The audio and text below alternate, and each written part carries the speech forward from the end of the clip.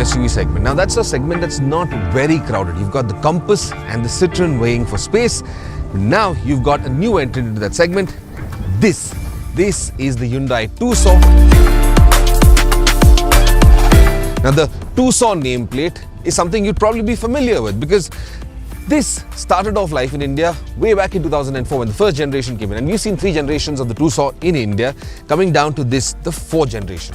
What I do like about the Tucson nameplate is that the first generation was a very quirky looking SUV and it was very competent as well. This one though is probably the sharpest Tucson design, the sharpest Hyundai design language we've ever seen on the Tucson. Apart from its good looks though, how is it to drive? Well, that's what I'm here in Bengaluru around the Nandi Hills to see what the Tucson feels like, well, when you're behind the steering wheel. So, shall we get on with it then?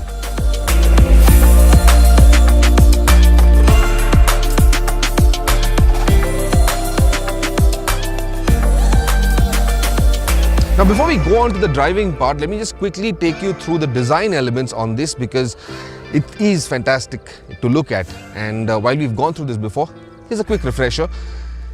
Very interesting front end design. That grille has got that parametric look, but what stands out clearly are these headlamps, or rather these driving lamp units, which are integrated into the design of that front grille. Now if you look at the grille closely, you'll see it's got that nickel chromium paneling, it's got the nickel chromium plating on them, and that same nickel chromium is also inserted inside these lamp elements, effectively giving it that blacked out feel, or at least looking complementary, looking the same as the grille. And these are the LED driving lamps. The headlamps are here for high beam and low beam. Lots of LEDs in there, but great throw and of course great visibility as well. And moving on from the front end, full of creases on this new design language from Hyundai. Creases running across the hood, creases running across the fenders, across the length of the bodywork. On the front fender, there are these 2 grooves out here. The same grooves are also captured on the rear fender. Now these of course make it look great, but they also disrupt the airflow running over the body, giving it better a coefficient of drag. Now if you look at that shoulder line, which starts off, that crease that starts off in the middle of the door and extends its way all the way to the tail end, you'll notice that it wraps itself around and well continues along the other side and ends on the other driver's door. Now here's the interesting design language, a new element that's been incorporated by Hyundai, and that's these tail lamps. You've got this lovely wraparound effect along with that LED strip that runs along the length of the tailgate. When it lights up, it's pretty impressive to see, but along with these 2 flanges, it creates a very distinct signature. What I do like also is that these geometric patterns, they are conveyed all across the car, heightening the sense of design and of course giving it its distinct identity. The Tucson then, well, great looking on the outside, but let me quickly take you on the inside and let's see what that is also all about.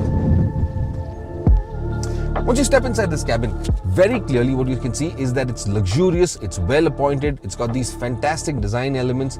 I do especially like this entire wraparound effect of the dashboard that extends and cocoons the occupants at the front.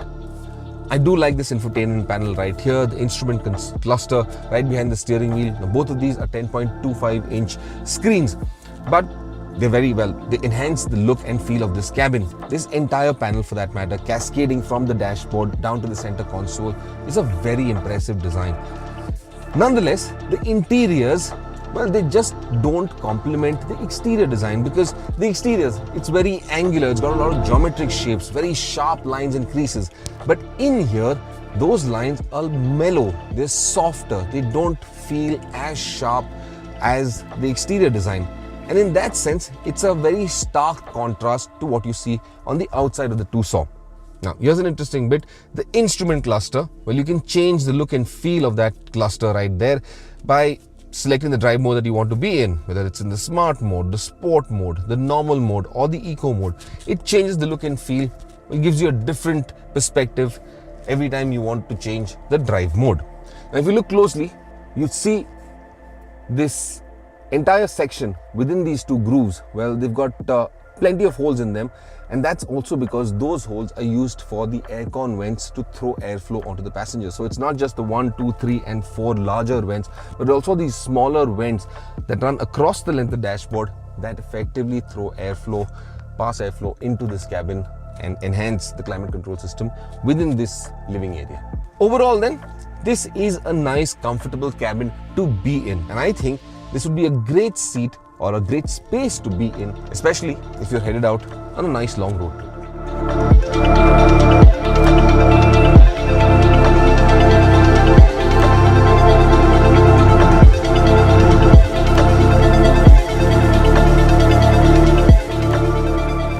Hyundai's new Tucson. This is the 4th generation of the Tucson that's coming to India ever since its launch in 2004, like I mentioned earlier.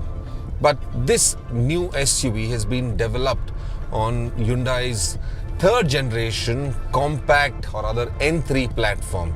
And what this platform essentially does is it enhances safety, space, comfort, drivability, and a host of other features that you would want in an SUV of this order. What makes the Tucson unique in this segment is the fact that it's the only one to offer level 2 advanced driver assistance systems in addition to an all-wheel drive powertrain, and of course you get a choice of both petrol and diesel engines.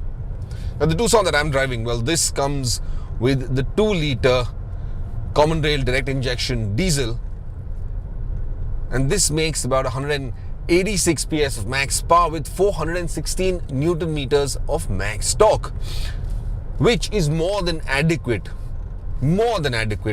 for any driving duties. The petrol, on the other hand, well, that's got about 156 PS of max power with 192 Newton meters of max torque, which may not sound like much, but it's more than enough. The Hyundai Tucson will be offered with just 2 transmission options. There is an 8-speed automatic, which is mated to the diesel engine, and there's the 6-speed automatic, which is combined with the petrol. Previous generations of the Tucson, from what I recollect, had slightly softer suspension settings.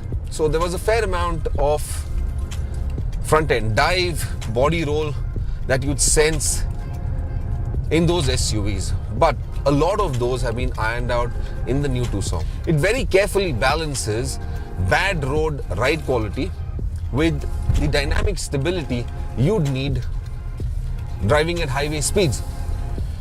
Hyundai is one of those companies that is constantly under fire for not having the best safety systems in their cars. And of course this stands true because several of their cars haven't done too well at international crash safety tests. But the Tucson, well, takes away all of that.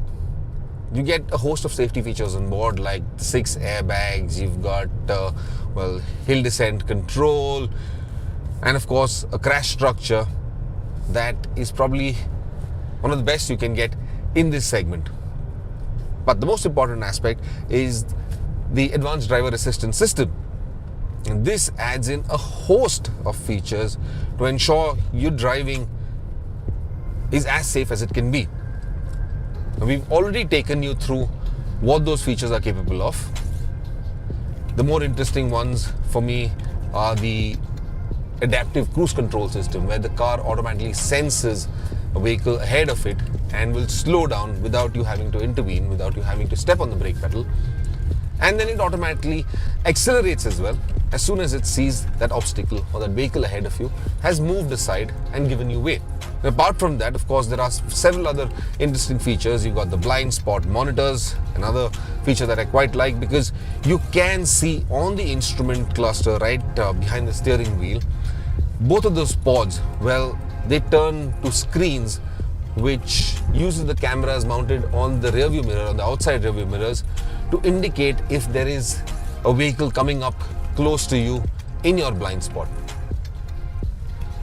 So several features like that will enhance the safety quotient in the new Tucson. Now, of the two engine options, well, undoubtedly it's the diesel that I think will be the more popular choice. But the petrol, well, That's absolutely essential, especially for the NCR region, where diesels don't have a very long shelf life. The diesel engine, nonetheless, it's quite competent, it's torquey, it's also a little noisy at low revs. But once you get up to cruising speeds on the highway, doing about 80 to around 100 kilometers an hour, well, it's quite an efficient performer. The one thing that I miss in the Hyundai Tucson though is that this SUV does not come with the paddles.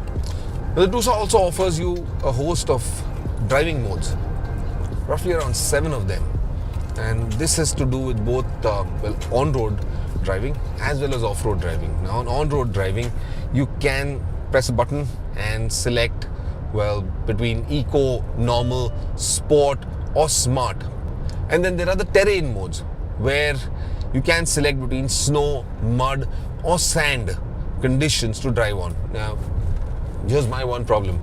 Snow, a very small portion of the country experiences snow, gets snowfall. Just about 10% of India, especially up in the extreme northern belts, receives snowfall. So that mode is a bit redundant.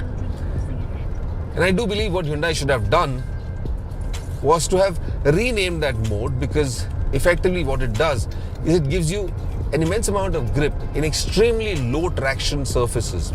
And while the rest of the country, experiences heavy downpours, especially during the monsoons, you could drive in some extremely tricky situations. If you've experienced flooding in your region, in those conditions you can slip it into snow mode and use the all-wheel drive to get you better traction to ensure that you don't get yourself into a mess. In the on-road driving modes, shifting between eco and normal mode, you can sense a few changes taking place. One of them is the way the engine responds. Responses are much slower, more refined, and the steering, adds in a little bit of weight. But the shift from normal to sport mode, when you do that, you can sense an immense amount of weight coming in, a lot more directness coming into the steering system.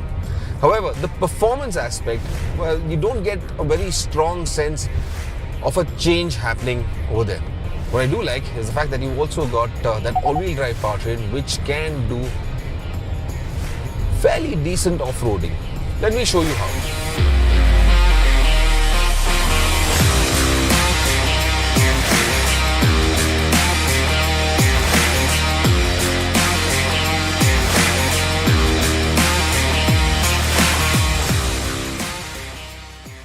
The Tucson is about 1.8 meters wide, and on a trail this narrow, that width can get quite tricky. But here's where the cameras effectively come into play and allow you to see where you're going. I'm trying hard to avoid the field that I'm driving right next to. Don't want to kill the crops. But at the same time, trying very hard not to go overboard and slide down that drop. The Tucson has got multiple off-road modes. It's got snow, sand and mud mode. And it's got about 190 to 195 mm of ground clearance. That may sound like it's a lot, but do keep in mind that it's also got reasonably long overhangs. So approach and departure angles can be a little tricky. Now here's what I'm trying to do. There's a severe lip in there. Wow, I'm trying not to scrape the underbelly. That means moving through this slowly. Ouch! I did hear a bit of it scrape, but we came away clean. Well, the Tucson makes a very compelling case for itself. Now, it enters into a segment that isn't densely populated. You've got the Citroen C5 Aircross, you've got the Jeep Compass, you've got the Volkswagen Tiguan, and then of course, there's the Tucson. But to say that the Tucson is better than all of them, well, that would be a bit premature, and I'd reserve that opinion for when we do a comprehensive comparison test between these four SUVs. Nonetheless, if you are looking for a car, did I forget to mention its striking good looks?